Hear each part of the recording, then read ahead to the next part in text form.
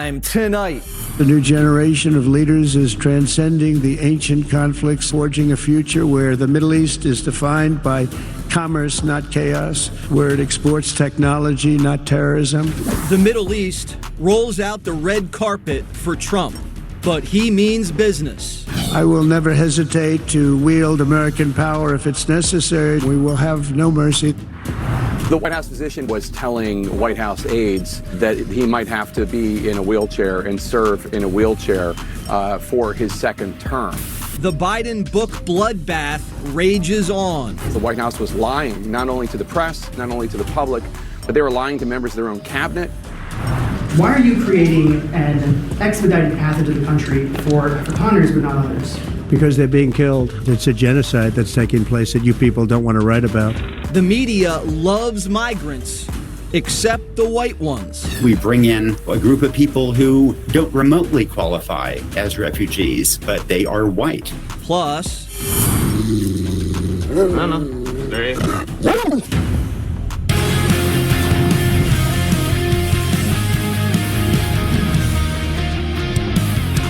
Trump got an escort in Saudi Arabia.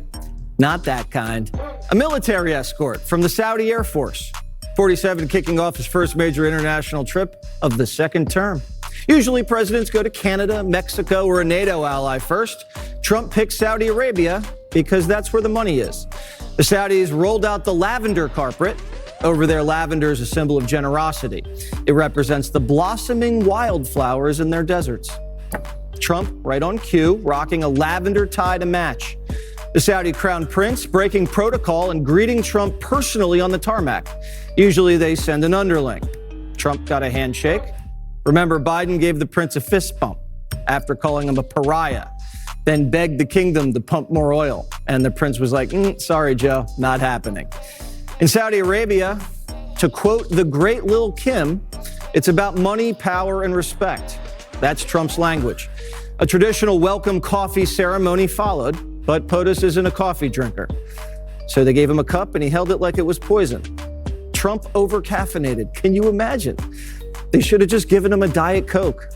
The Saudis claim Trump later took a sip, but we think he faked it.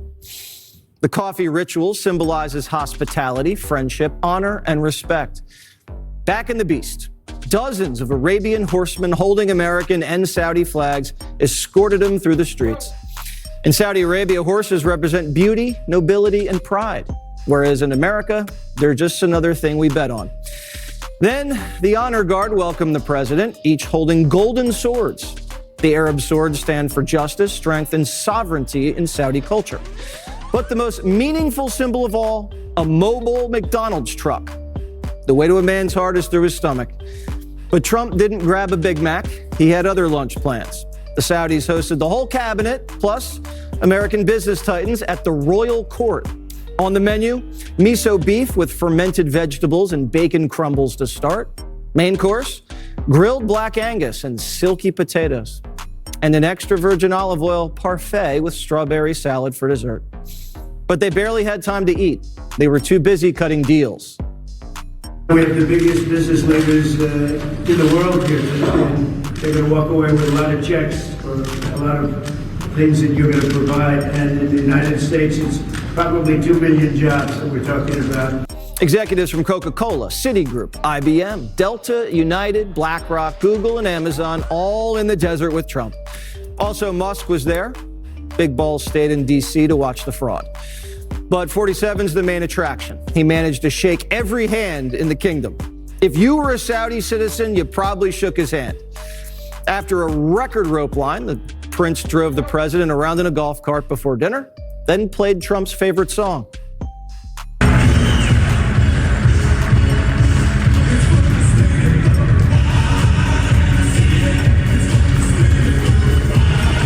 I don't think the village people would have survived too long in Saudi Arabia, but that's neither here nor there. Golf, McDonald's, jet, swords, and the YMCA. The Saudis are laying it on thick. But Trump came on a mission: spread money and peace. The new generation of leaders is transcending the ancient conflicts of tired divisions of the past and forging a future where the Middle East is defined by commerce, not chaos, where it exports technology, not terrorism. We know the Saudis aren't the nicest guys, but the Middle East isn't what you'd call a nice neighborhood. When you go to a bad neighborhood, it's nice to have a friend. Biden called the prince a killer. What'd that get us besides $5 gas? Not a lot. Trump took a different tack. If I didn't like him, I'd get out of here so fast. You know that, don't you? He knows me well. I do. I like him a lot. I like him too much. That's why we give so much, you know? Too much. I like you too much. Great guy. After that, Trump was basically like, how do you sleep at night? Mohammed, you sleep at night? How do you sleep? Huh? Just thinking.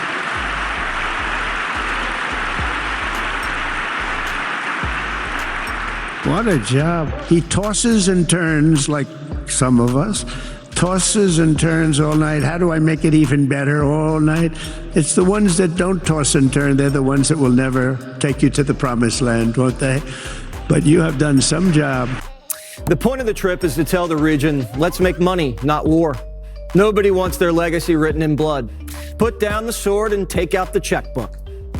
Just days ago, my administration successfully brokered a historic ceasefire to stop the escalating violence between India and Pakistan. And I used trade to a large extent to do it. I said, fellas, come on, let's make a deal. Let's do some trading. Let's not trade nuclear missiles. Let's trade the things that you make so beautifully. But if there's no respect, there's no mercy. I will never hesitate to wield American power if it's necessary to defend the United States or to help defend our allies.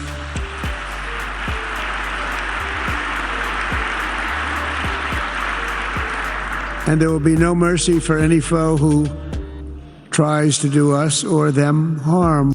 That was a message to the Iranians and all their proxies in the region, and for that matter, anyone around the world who gets frisky. It's just day one of the Middle East tour, and Trump's bringing home the bacon. The biggest arms deal in history. Plus, the prince signed over $600 billion in investments, but Trump wants $1 trillion. The investment in America was up an astounding 22%. More than $10 trillion of new investments have been announced or are coming just since the election on November 5th. Looks like the experts were wrong again. They said Trump couldn't bring back manufacturing. Now countries are paying us to make their chips. They said tariffs would trigger inflation. Well, it just hit the lowest rate in 4 years. JP Morgan says there isn't going to be a recession. And the stock market is up on the year. Oh, and eggs are cheaper. Oil is down, eggs are down, food is down. We're seeing that reflected. So all that hysteria over tariffs is not showing up in these numbers. Why do they keep calling the experts if they're wrong every time? Trump's telling Muslims to stop killing each other and instead make a killing here in America. And it's working. Do you think the Democrats will give him any credit? Nah. Former Speaker of the House, K-Mac, is here. All right, so Saudi Arabia usually isn't the first destination for a U.S. president. Why is he going there? There's going to be studied foreign policy on this. He's going there. Why? Because he's got to get a deal with Iran not to create a nuclear weapon. There's only 9 countries with it. If Iran gets one, there'll be 40 countries with it. If he wants to end the war with Russia and Ukraine, he actually needs to get the oil price lower because that hurts the Russian economy and gets Putin at the table. The other thing that he showed here that people don't quite grasp, strength. When Biden went there, showed weakness, like we were dependent, we were begging somebody else. He came with strength where you got the crown prince actually greeting him, but he also brought the titans of the industries, from Elon to NVIDIA to every leader in the world wants these businesses, but they literally came with Trump. That shows togetherness, that we're at one and America is back. But he also brought peace to the region. Because before, Iran could produce under Biden 3 million barrels a day, and they funded all their proxies to create war. He's taken the Houthis out. He's now created Iran to get in line, but he's now unified the region back with America. get in line with the Abraham Accords. It'll bring peace, and the economy will be stronger. All right, so if you can have the Saudis pump more and drive the prices down, that brings Putin to the negotiating table with Zelensky. And by giving a little olive branch to the mullahs, you're basically saying, let's make money, let's not kill each other. And you're also trying to cut a deal with the Saudis and the Israelis as well. You want Saudi Arabia to get on board with the Abraham Accords like UAE and others have done. That will bring more peace to the region. But if you bring the price of oil down, that also stops inflation in America. But the whole economy in Russia is based on the price of oil. So you want to twist it on Putin to get to the table to see that he'll get this negotiation done. But also, they're investing in America. They're not just buying our weapons, they're investing in America, and that makes America stronger with manufacturing, with chips, and where's China? Right. Well, we just have to make sure the Chinese don't backdoor the chip technology out of Saudi Arabia. Compare this. When Biden was president, China came to the Middle East and brokered a deal with Saudi Arabia meeting with Iran. That means America wasn't the world power. They were looking to China to bring people together. They're not looking to China now. One person had brought more strength back to America, but it wasn't just Trump going there himself. These business leaders flew to Saudi Arabia to stand with President Trump. So there's no question people support him, support his economy, support his agenda. People should get on board with the trade deals. Are Democrats going to get on board with this new plane? Listen to the president. Sean Hannity has an exclusive. I guess they're calling this plane gate. Listen. They said to me, we would like to, in effect, we would like to make a gift. You've done so many things, and we'd like to make a gift to the Defense Department, which is where it's going. And I said, well, that's nice. Now, some people say, oh, you shouldn't accept gifts for the country. My attitude is, why wouldn't I accept a gift? We're giving to everybody else. Why wouldn't I accept a gift? And you can see that interview later at 9 o'clock on Hannity's show. He's saying, Democrats are throwing billions of dollars all over the world. We caught a lot of it. Why is that? Is that okay? And they can't throw money our way. Yes. I do think the answer here, though, is Boeing needs to get the new Air Force Ones done. Why haven't they gotten it in? It's been like a decade. Yeah, that Air Force One, if you've been on this plane here, it is very old. It was under Ronald Reagan.